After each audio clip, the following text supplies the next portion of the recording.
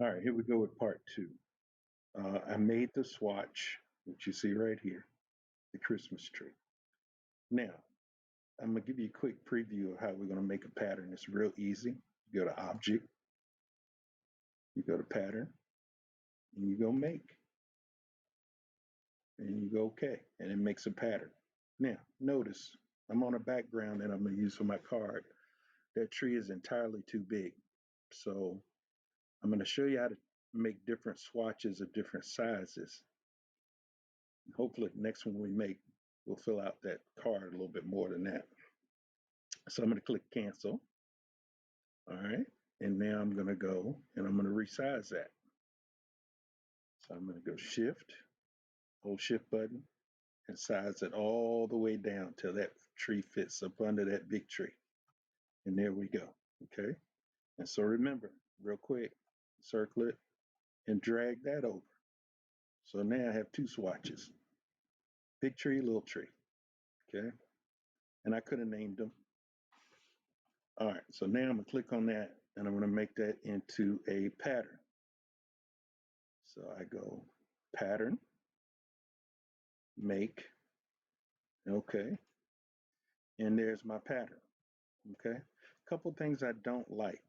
Okay, one, that straight up and down look. I like things to offset. So if you go on to your pattern options here, and if you don't see it, you go to window and then pattern options. It should open automatically though. And you go, instead of grid, let's go brick by row. See, now I get that offset. Okay, and that's okay. But I don't want these trees touching. So I need some spacing. So I'm going to click the size to tile button, size tile to art button. And now I'm going to add 20 points of space in here. And now that's better. So that flows a little bit better on what we're doing. Okay.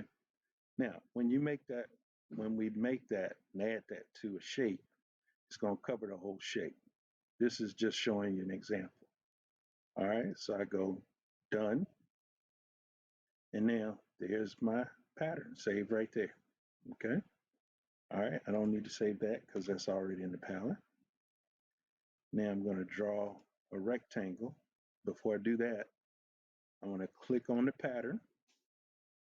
And real simply, from corner to corner, remember this is the background of my card. I'm going to draw a rectangle to cover that whole thing. And there you see it. There's the pattern for my card. And I obviously can adjust the fill there. And it runs off the edge, but by and large, you see the pattern that was created. Okay. And so now when it comes time to transfer that, it's real easy. I go File, Export, Export As, and I make a PNG, and I've already named it Pattern with Pen, and I go Export. Now I've done it before, so it's going to ask to replace, and I go Yes.